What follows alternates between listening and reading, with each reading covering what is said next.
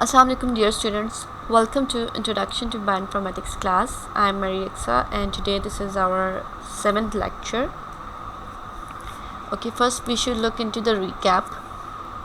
Previously we have done what is PCR. PCR is basically used for the DNA amplification.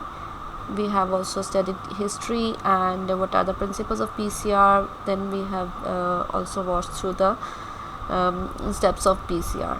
फिर उसके अलावा हमने components जो required थे उनको डिटेल स्टडी किया था कि what components and chemicals are required for the PCR experiment. इसी तरह से हमने लास्ट में एडवांटेजेस एंड डिसएडवांटेजेस को स्टडी किया जो पीसीआर में होते हैं। बेसिकली एडवांटेजेस तो बहुत ज़्यादा हैं, डिसएडवांटेजेस इज़ लाइक दैट कि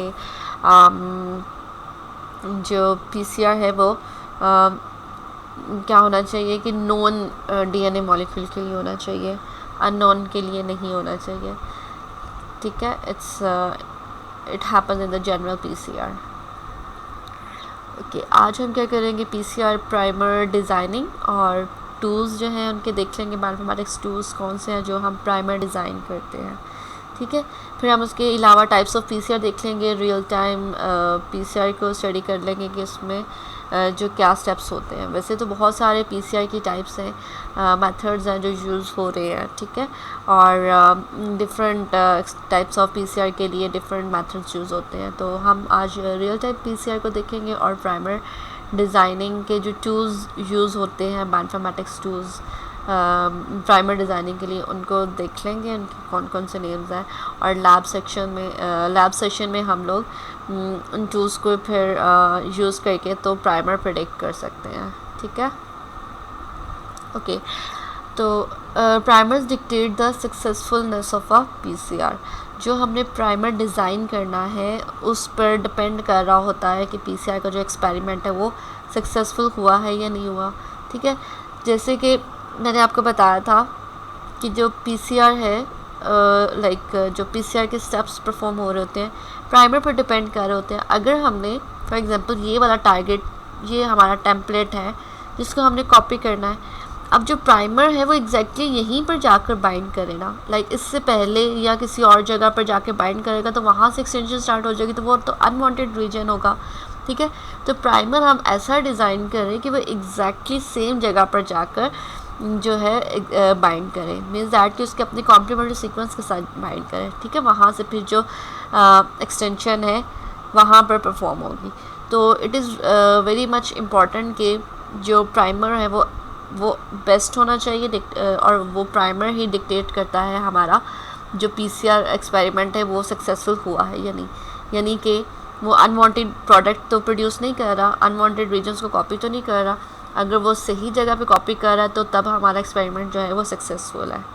तो स्पेसिफिसिटी जो एस्पेक्ट है, स्पेसिफिसिटी का मतलब भी यही है कि यहाँ पर जिस रीजन को हमने एम्पलीफाई करना है, ठीक है, देयर आर डिफरेंट प्राइमर्स, लेकिन वो ऐसा प्राइमर हो जो सही जगह पर जाके बाइंड करे। ठीक है, ये स्पेसिफिसिटी है। Proper annealing to the template, मतलब सही तरह से जाकर अनील करे जो टेम्पलेट है। ठीक है, जैसे कि हमने पिछले लेक्चर में भी देखा था कि हमारे पास 3 स्टेप्स है जो पीसीआर में रन साइकिल, जो 3 स्टेप्स हैं उनमें क्या होता है कि स्टेप 1 में क्या डिनेचुरेशन होती है, 1 मिनट तक हम 94 डिग्री सेंटीग्रेड टेम्परेचर देते हैं, फिर उसको कूल डाउन करते हैं 45 सेकेंड्स तक जो है 54 डिग्री सेंटीग्रेड होता है।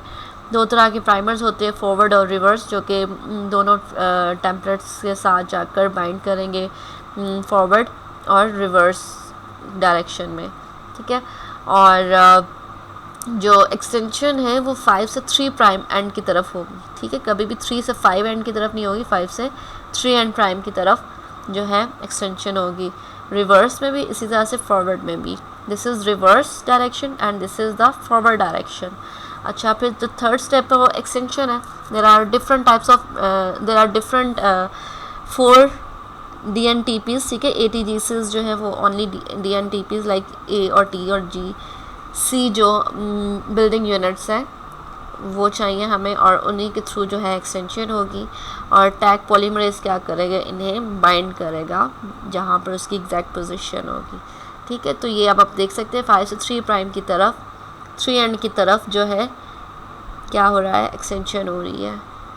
और जो एक साइकिल परफॉर्म होगा तो 1 से 2 डबल डीएनए स्ट्रैंड्स बनेंगे, और सेकंड टाइम जो साइकिल होगा 2 से 4, 2 से 4, 4 से 8, 8 से 16 एंड लाइक एक्सपोनेंशियल रेट पर जो है वो साइकिल में जो है एम्प्लीफिकेशन होगी।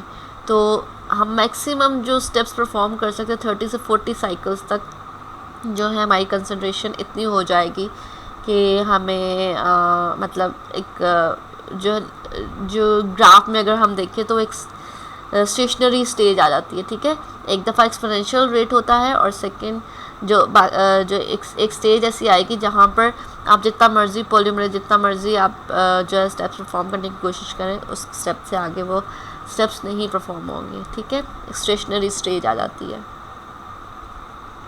अच्छा, प्राइमर डिज़ाइनिंग जो क्राइटेरिया है उसमें कुछ पॉइंट्स हैं, उनको हमें बहुत ही लाइक उन पॉइंट्स को हमें बहुत जो है फोकस करना पड़ता है ताकि हमारा प्राइमर बेस्ट से बेस्ट डिज़ाइन हो, क्योंकि हमने इस स्टेप में बात की थी कि हमारा जो प्राइमर है वो डिक्टेट करे सक्सेसफुलनेस को। तो प्राइमर की यूनिकनेस होनी चाहिए, प्राइमर की लेंथ बहुत ज़्यादा शॉर्ट ना हो, बहुत ज़्यादा लॉन्ग ना हो। Melting temperature is very much important, कि मेल्टिंग टेम्परेचर जो हम डबल डीएनए स्ट्रैंड को क्या कर रहे हैं, डीनेचर कर रहे हैं 94 डिग्री सेंटीग्रेड पर। तो जो मेल्टिंग टेम्परेचर प्राइमर का है वो इसके इक्वल या से कम नहीं होना चाहिए। अगर इससे इक्वल या से कम होगा तो हमारा प्राइमर तो जो है वो तो ख़राब हो जाएगा, यानी डीनेचर हो जाएगा। जैसे कि ये डबल डीएनए स्ट्रैंड को हम डीनेचर कर रहे हैं तो हमारा प्राइमर भी जो है वो डीनेचर हो जाएगा, जो कि हमारा एक्चुअल हमने प्राइमर दिया था वो तो वहाँ वो रहा ही नहीं है। तो उसके लिए क्या करना पड़ता है कि हमें जीसी कंटेंट रेंज देनी पड़ती है, कि जीसी कंटेंट जो है ग्वानिन और साइटोसिन का जो कंटेंट अगर प्राइमर में होगा तो वो क्या करेगा, मेल्टिंग टेम्परेचर को कंट्रोल करता है। फिर इसके बाद 3 क्लैम्प प्रॉपर्टीज़ है, टर्मिनल, रेजिड्यूस, जी और सी कंटेंट। अच्छा, जो टर्मिनल एंड है यानी कि जो 3 प्राइम एंड है वहाँ पर जीसी क्लैम्प होना चाहिए। जीसी क्लैम्प मतलब जो 3 एंड की तरफ हमारे पास होने चाहिए, जो आखिरी 5 सीक्वेंसेस है 3 एंड में प्राइमर में, उसमें जी या सी का कंटेंट होना लाजमी है, ज़रूरी है। ठीक है। अच्छा, सबसे इम्पॉर्टेंट बात है कि जो हमने प्राइमर सेलेक्ट किया है उसमें अवॉइड हेयर पिन्स इन प्राइमर। ठीक है, और ना ही हेयर पिन्स बने, ना ही जो है लाइक हेयर पिन लूप होता है प्राइमर का, कि प्राइमर जो है फॉर एग्जांपल वो अपने आप के साथ ही बाइंड ना कर जाए। इसी तरह से प्राइमर इंटरेक्शन होती है कि वो अवॉइड प्राइमर इंटरेक्शन, कि फॉरवर्ड प्राइमर और रिवर्स प्राइमर का इंटरेक्शन नहीं होना चाहिए। इसको हम प्राइमर डाइमर भी कहते हैं। ठीक है। लेंथ ऑफ एम्पलीफाइड रीजन, जो लेंथ ऑफ एम्पलीफाइड रीजन होता है, यानी कि जिस को हमने एम्पलीफाई करना है उसका रीजन हमें नॉन होगा, तो उसी के अकॉर्डिंगली हम जो है प्राइमर डिज़ाइन कर रहे हैं। ठीक है। यहाँ पर मैं आपको बताती हूँ, ये अगर आपका प्राइमर है, ठीक है, उसके ये सीक्वेंसेस हैं, ठीक है, ये आपका कोई भी फॉरवर्ड प्राइमर है। ठीक है। तो हेयर पिन का मतलब है कि ये अपने साथ ही जो है लाइक लूप ना बन जाए, अपने साथ ही ये बाइंड ना हो जाए, सेल्फ बाइंडिंग ना हो जाए प्राइमर की, तो इसको हम हेयर पिन कहते हैं। ठीक है, इसको लूप भी कहते हैं। इसी तरह से जो अगर ये फॉरवर्ड प्राइमर है तो रिवर्स प्राइमर का जो है इंटरेक्शन नहीं होना चाहिए फॉरवर्ड और रिवर्स में।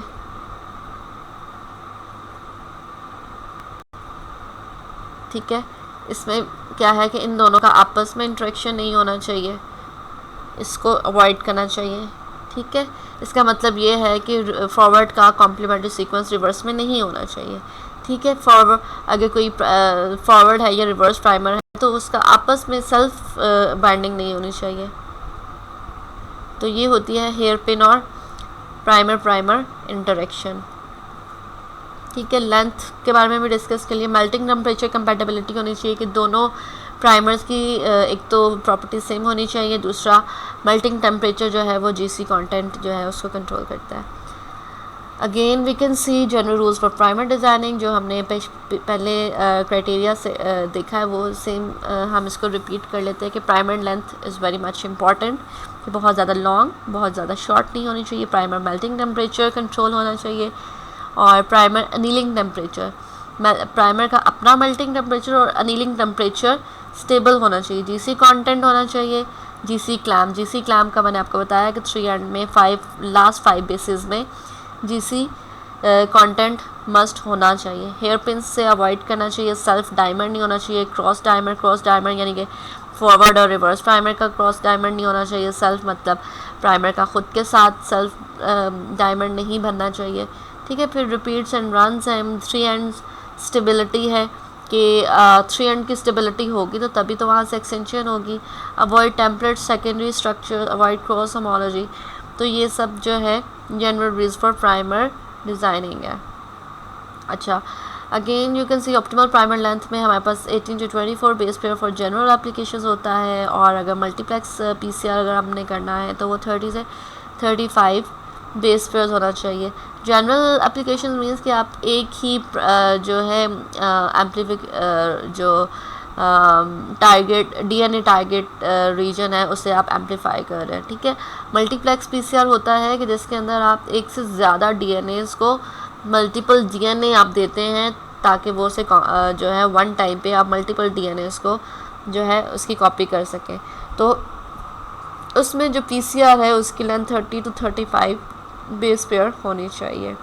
Primer length determine the specificity and significantly affect its annealing to the template, जिसमें क्या होना चाहिए कि प्राइमर बहुत ज़्यादा शॉर्ट नहीं होना चाहिए, तो उसकी लो स्पेसिफिसिटी होगी resulting in non specific amplification.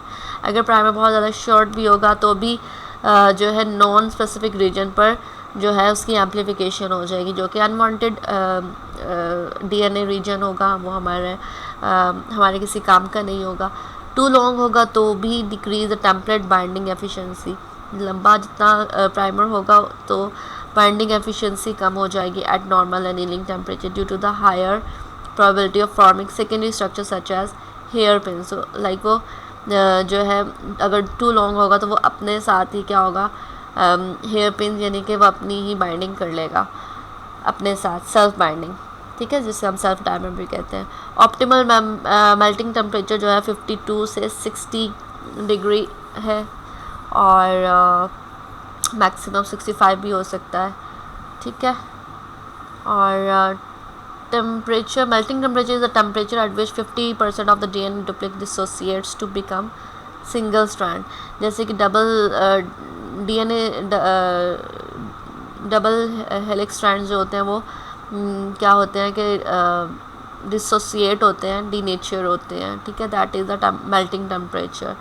अच्छा, जो अनीलिंग टेम्परेचर है जिसमें प्राइमर जो होता है वो बाइंड कर रहा होता है, तो उसके लिए ये क्राइटेरिया है। प्राइमर जीसी कंटेंट है, जीसी कंटेंट मीन्स के जो जीसी बेस पेयर्स हैं उसका प्राइमर में होना लाजमी है, जो कि मैंने अभी पहले भी बात की है कि 3 एंड की तरफ लास्ट 5 बेस पेयर्स में जीसी क्लैम्प होना लाजमी है, जो कि कंट्रोल कर रहा है प्राइमर का मेल्टिंग टेम्परेचर। क्योंकि अगर प्राइमर का मेल्टिंग टेम्परेचर और डीएनए का मेल्टिंग टेम्परेचर अगर सेम होगा तो प्रॉब्लम क्रिएट हो सकती है, यानी कि वो स्टेबल नहीं रह सकेगा प्राइमर जो है, ठीक है। तो GC clamp I have discussed कि there should be reference of the GC base pairs के बारे में बात कर रहे हैं, ठीक है। तो लास्ट 4 या 5 बेसिस में जो है आपका जीसी कंटेंट या जीसी बेसिस होना लाजमी ज़रूरी है, okay.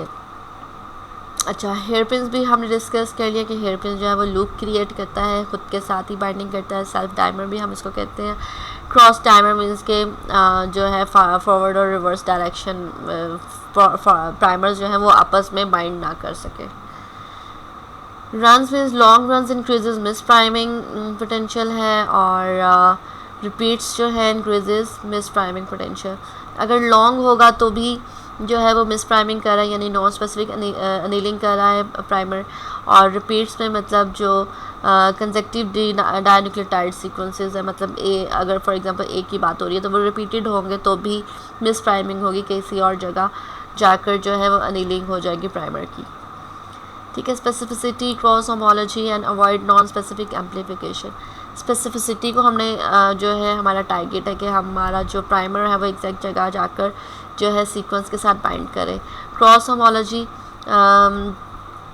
may become a problem when PCR template is genomic DNA or consist of mixed genes fragments. अब क्रॉस होमोलॉजी क्या है कि अगर आपने मिक्स जीन्स फ्रेगमेंट्स लाइक जो जीन्स हैं, ठीक है, वो मिक्स है, एक जीन है, अगर आपने 2-3 जीन्स आपने ऐड की हुई हैं तो मिक्स जीन्स हो जाएंगे। ठीक है।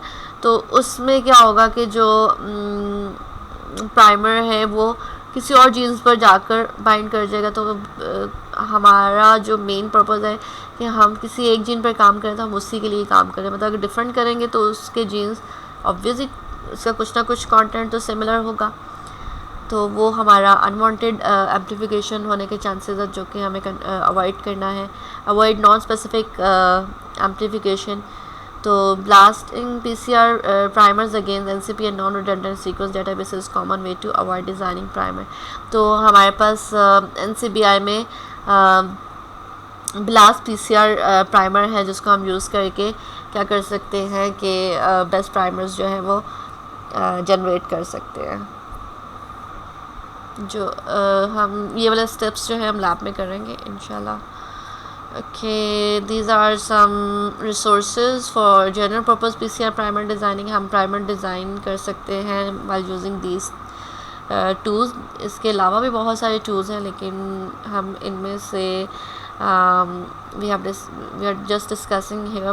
बाकी का जो प्रोसेस है हम लैब में करेंगे, और उसमें हम जो मेनली हम क्या करेंगे, ब्लास्ट PCR को यूज़ करेंगे प्राइमर डिज़ाइनिंग के लिए। और उसके अलावा भी जो है there are some other tools, primer 3 और प्राइमर 3+, हम इन टूल्स को यूज़ करके प्राइमर डिज़ाइनिंग करेंगे। अच्छा, इसके अलावा NCBI प्रोब डेटाबेस भी है, RTP, primer DB, primer bank, PCR, QPPD primer. तो these are all resources for real time PCR. This is the general purpose PCR and this is the real time PCR जो है उसमें हम primer इस तरह से डिज़ाइन करते हैं जो प्रोब बेस्ड डेटाबेस है। अच्छा, टाइप्स ऑफ PCR क्या है? There are different types of PCR like इसके अलावा भी बहुत सारे PCR मेथड्स हैं, लेकिन इनमें से हम जो डिस्कस करेंगे वो रियल टाइम PCR करेंगे। जो अच्छा, कॉलोनी PCR का जो मेथड है वो बहुत फास्ट होता है, मतलब जल्दी वर्क करता है। नेस्टेड PCR मतलब इसमें जो हमारा प्राइमर होता है उस एक प्राइमर यूज़ होता है, तो इसके अलावा एक और जो है उसके अंदर भी एक प्राइमर यूज़ होता है। अगर वन साइकिल में प्राइमर अनील करता है और एक्सटेंशन होती है, तो जो अनवांटेड सीक्वेंस अगर हो भी जाता है तो सेकंड साइकिल में वो अनवांटेड सीक्वेंस जो है वो अनवांटेड सीक्वेंस जो है वो ख़त्म हो जाएगा। ठीक है। तो एग्जैक्ट जगह पर जो नेस्टेड का मतलब ही है कि जैसे कि हम लूप्स जो है कंप्यूटर साइंस में अगर हम देखते हैं तो नेस्टेड लूप लगाते हैं, इसी तरह से हम नेस्टेड प्राइमर लगाएंगे ताकि जो है हमारा सीक्वेंस जो इंटरनल सीक्वेंस प्राइमर है वो एग्जैक्ट जगह जाकर बाइंड कर सके, तो वो स्पेसिफिसिटी जो अनवांटेड प्रोडक्ट होता है उसको अवॉइड करता है। इन्वर्स PCR में देयर आर पॉसिबिलिटीज़ कि हम अननोन सीक्वेंसेस को भी PCR कर सकें। रिवर्स ट्रांसक्रिप्टेज PCR जैसे कि RNA है तो हम उसको रिवर्स ट्रांसक्रिप्शन करते हैं, like RNA2 like backward direction में हम रिवर्स ट्रांसक्रिप्शन मीन्स के RNA से हम DNA बनाते हैं ताकि हम RNA की भी PCR कर सकें। ठीक है। जैसे कि SARS-CoV-2 है, उसका जो जीनोम है वो RNA वायरल RNA है। ठीक है। उसका जो जीनोम है वो RNA है, तो हम क्या करेंगे उसको रिवर्स ट्रांसक्रिप्टेज करेंगे, यानी कि रिवर्स कर लेंगे DNA में and then we will do the PCR real time PCR और इसको हम क्वालिटी पीसीआर भी कहते हैं। लाइक जैसे कि हमने बात की थी कि जो पीसीआर है, जनरल पर्पस पीसीआर, उसमें क्या होता है कि हम सारे स्टेप्स एक ही जब पूरे स्टेप्स परफॉर्म हो जाने के बाद हम रिज़ल्ट देखते तो हमें पता लगता है कि जी अनवांटेड रीजन जो है वो एम्पलीफाई हो गया, हमें तो टारगेट रीजन मिला ही नहीं है। तो लाइक हम मिडल में कहीं देख ही नहीं सकते कि कौन से स्टेप पर गलती हुई थी। हमें एंड तक जब रिज़ल्ट आ जाता तो हमें पता ही नहीं चलेगा कि कौन से स्टेप पे गलती हुई थी, हम कहाँ से जाकर जो है स्टेप को करेक्ट करें। तो दैट इज़ जो है जनरल पर्पस पीसीआर में, जो ट्रेडिशनल पीसीआर है उसमें ये प्रॉब्लम आती है। लेकिन जो रियल टाइम पीसीआर है उसमें हमें ये फ़ायदा होता है कि हम ड्यूरिंग पीसीआर की जो प्रोसेस है उसमें हम मॉनिटर कर सके कि कितनी कंसंट्रेशन जो है वो पीसीआर जो डीएनए की एम्प्लीफिकेशन है वो हो चुकी है। ठीक है, तो हमें वो जो है रियल टाइम पीसीआर में हमें पता चलता है। लेकिन हम जो ट्रेडिशनल पीसीआर्स हैं उसमें हम मॉनिटर नहीं कर सकते और लाइक हम पूरा दिन जो एक्सपेरिमेंट करने के बाद जो हमें रिज़ल्ट्स मिलते हैं उसके बाद हम देखते हैं जी कि हमारा तो जो प्रोडक्ट था वो अनवांटेड प्रोडक्ट मिल गया, हमें तो वो सही रिज़ल्ट आया ही नहीं है। तो that is also the disadvantage of traditional PCR. ठीक है, तो रियल टाइम पीसीआर हमें इस प्रॉब्लम को ओवरकम करने में हेल्प करता है।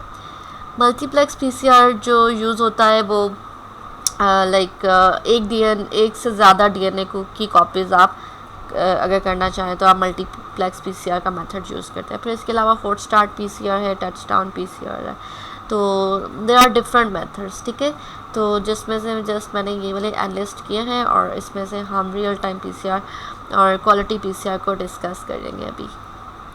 अच्छा, रियल टाइम पीसीआर के जो कंटेंट है वो ये है, पीसीआर को देख लेंगे आरटी-पीसीआर होता क्या है, देन मैकेनिज्म उसका देखेंगे कैसे जो है रियल टाइम पीसीआर के स्टेप्स परफॉर्म किए जाते हैं। और फिर इसमें सबसे इम्पॉर्टेंट चीज़ कि हम प्रॉब यूज़ करते हैं।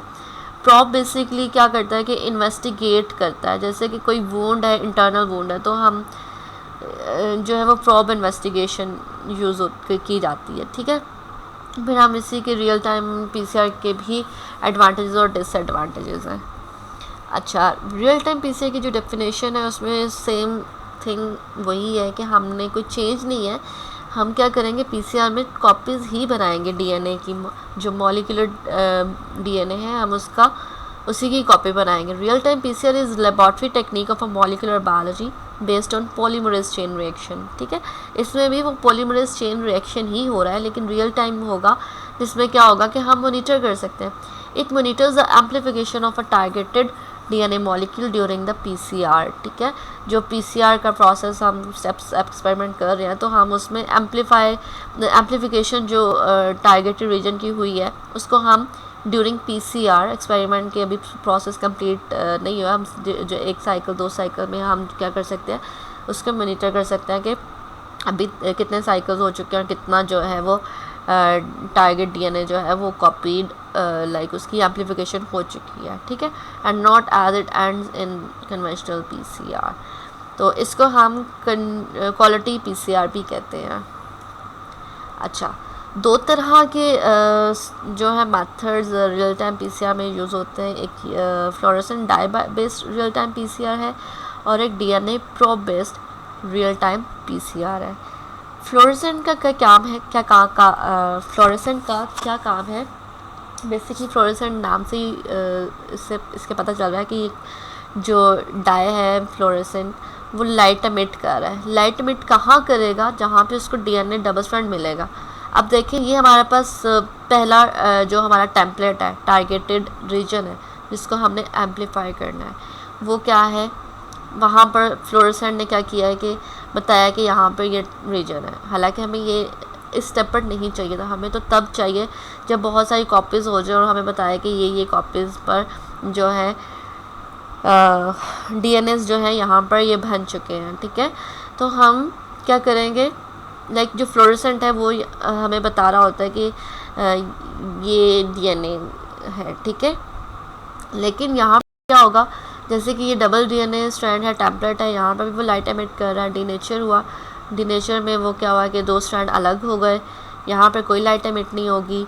फिर उसके बाद प्राइमर अनीलिंग होती है। यहाँ पर उसने शो नहीं किया कि यहाँ पर फ्लोरेसेंट होना चाहिए था, क्योंकि यहाँ पर थोड़ा सा स्टेप जो है वो प्राइमर अनील हुआ है तो डबल स्ट्रैंड बना है, लेकिन कंप्लीट नहीं है, बट थोड़ा सा है। क्योंकि थोड़ा सा इसलिए कि primer was in the short length और ये सीक्वेंस है, टेम्पलेट सीक्वेंस है, तो यहाँ पर भी वो लाइट एमिट करेगा, जो कि हमें अभी नहीं चाहिए। हमें तो साइकिल्स में पता चलना चाहिए था कि कितनी कॉपीज़ बन गई हैं। ठीक है, तो ये एक इसका जो है ड्रॉबैक है fluorescent dye based real time PCR method का, but still it's really helpful कि वो ये बता रहा होता है कि डबल डीएनए स्ट्रैंड कहाँ कहाँ मतलब कितना है, और मतलब वो शो कर रहा था कि ये डबल स्ट्रैंड है, यानी कि जो एम्प्लीफिकेशन है उसको शो कर रहा होता है। ठीक है, अब यहाँ पर क्या होगा कि फ्लोरेसेंट क्या करेगा कि मतलब जब एक्सटेंशन, यहाँ प्राइमर अनीलिंग हुई है तो यहाँ पे जो थर्ड स्टेप है वो एक्सटेंशन हो रही है, जो एक्सटेंड कर रहा होता है टैग पॉलीमरेज। ठीक है, तो वो जब कंप्लीट हो जाएगा तो फ्लोरेसेंट जो है वो एक्साइट स्टेट में आ जाएगा।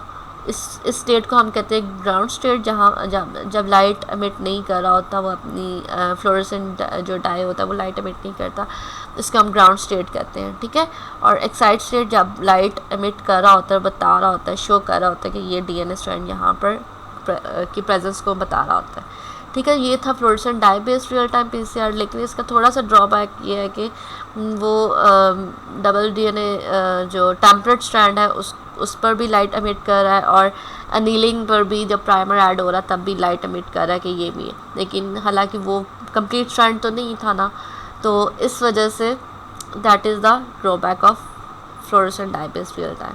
उसको ओवरकम करने के लिए जो दूसरा मेथड है वो DNA probe based real time PCR use किया जाता है। ठीक है, उसमें क्या है कि ये एक प्रोब है, ठीक है, ये भी एक सीक्वेंस ही होता है, और वो उसका क्या काम होता है कि यहाँ पर एक एंड पे हम फ्लोरेसेंट ऐड करते हैं, दूसरे एंड पर हम क्वेंचर ऐड करते हैं। क्वेंचर का क्या काम होता है कि जब वो इसके नज़दीक रहता है फ्लोरेसेंट के, ठीक है, सीक्वेंस में इसके नज़दीक रहता है, तो वो उसको इनहिबिट करेगा लाइट एमिट करने से, कि यहाँ पर अभी मत बताए डबल डीएनए स्ट्रैंड जो टेम्पलेट है वहाँ पर हमें ज़रूरत नहीं है, तो वहाँ पर वो नहीं बताएगा। ठीक है, जब तक वो इसके करीब है, यानी कि फ्लोरेसेंट और क्वेंचर। जब डीनेचर होगा तब क्या होगा कि प्राइमर अनील हो रहा है, और दूसरी तरफ से जो डीएनए प्रोब है वो भी कॉम्प्लीमेंट्री सीक्वेंस ही होता है, जो टारगेटेड रीजन होता है उसमें से कुछ पोर्शन जो होता है वो कॉम्प्लीमेंट्री होता है। ठीक है, तो ये वो सीक्वेंस कॉम्प्लीमेंट्री सीक्वेंस होता है जो बाइंड करेगा, जब प्राइमर अनील हो रहता है तो तब प्रोब भी बाइंड करता है। ठीक है, अच्छा, अब यहाँ पर भी क्या है कि क्वेंचर जो है वो फ्लोरेसेंट के अभी नज़दीक में ही है, मतलब उसके नियरर स्पेस में है। ठीक है, तो वो लाइट एमिट नहीं करेगा, जैसे कि यहाँ पर प्राइमर अनील हुआ था तब भी उसने लाइट एमिट की थी।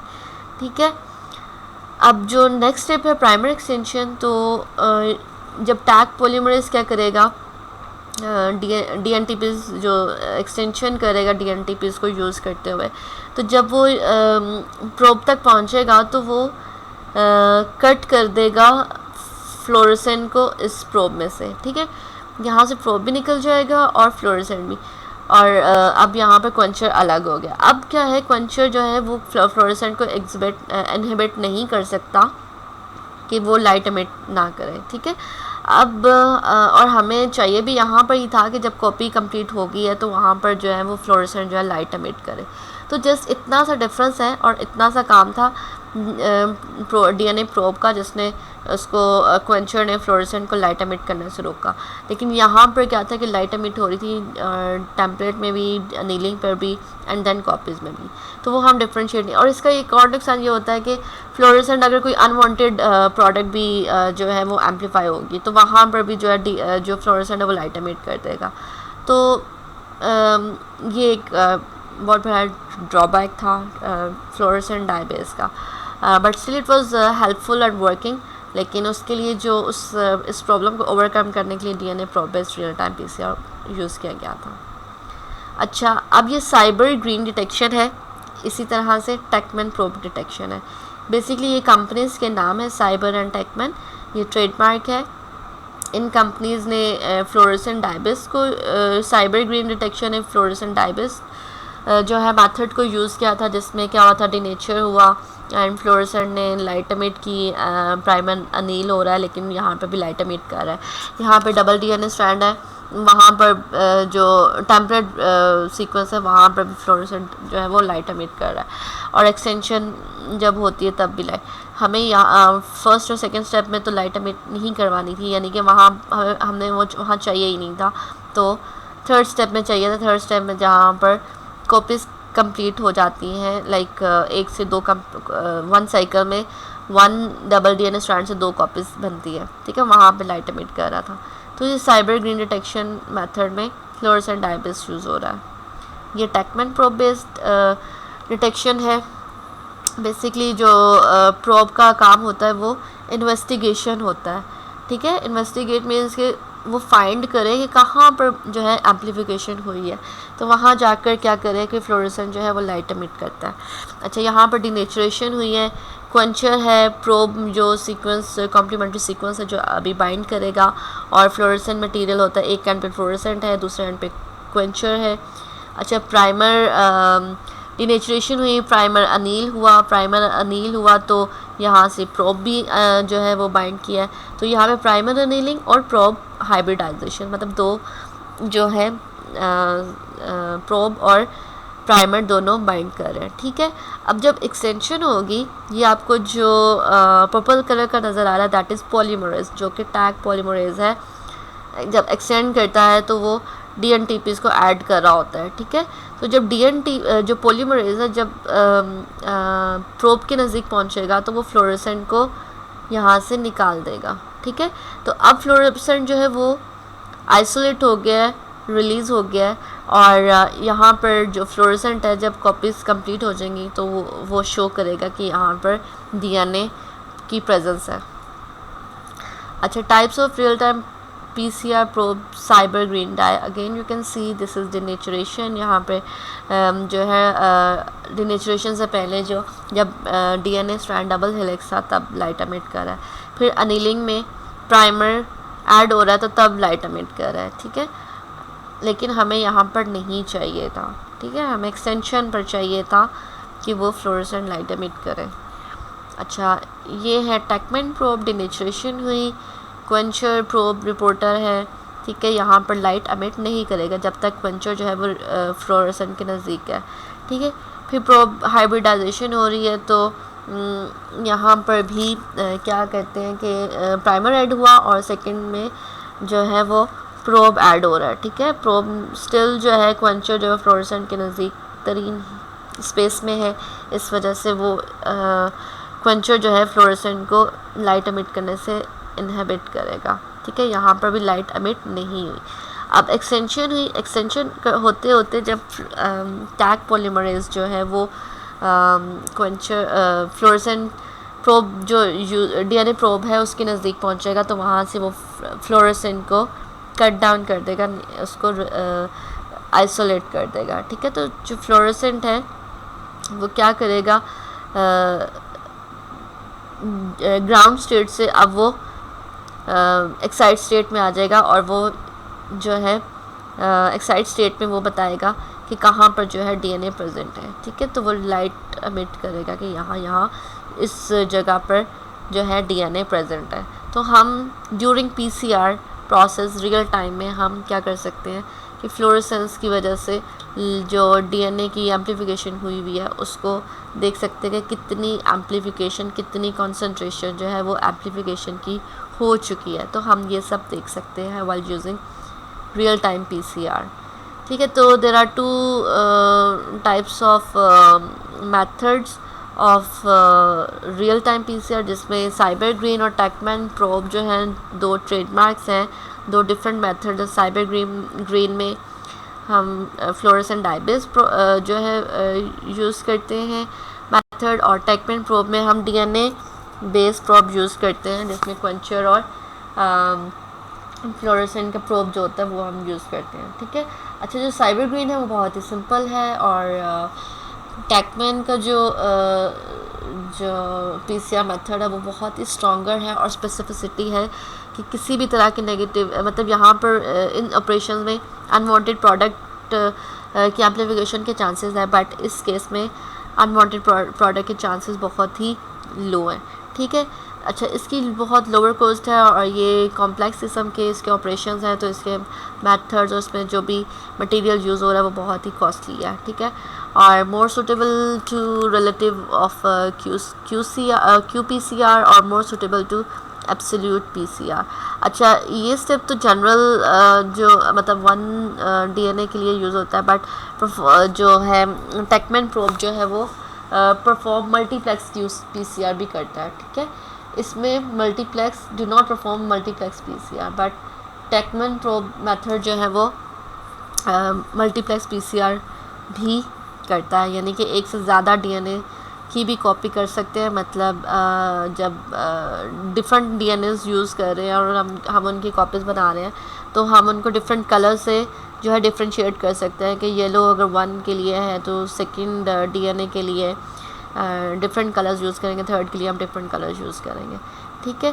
तो टैकमैन प्रोब में परफॉर्म मल्टीप्लेक्स की पॉसिबिलिटी है, but not in cyber green. अच्छा, स्लाइटली लोअर एक्यूरेसी, इसकी लोअर एक्यूरेसी होती है, और जस्ट लाइक के इसमें कंटामिनेटेड पोर्शन जो है उसके चांसेस हैं। Specificity lower than TaqMan probe method, do not perform multiplex QPCR, और इसकी हायर कॉस्ट है, और इसकी कॉम्प्लेक्स ऑपरेशन है, यानी कि इसके लिए हमें जो टेक्नीशियन है, स्किल टेक्नीशियंस की ज़रूरत पड़ती है। So this is all about today's lecture, and next we will do phylogenetic analysis and prediction.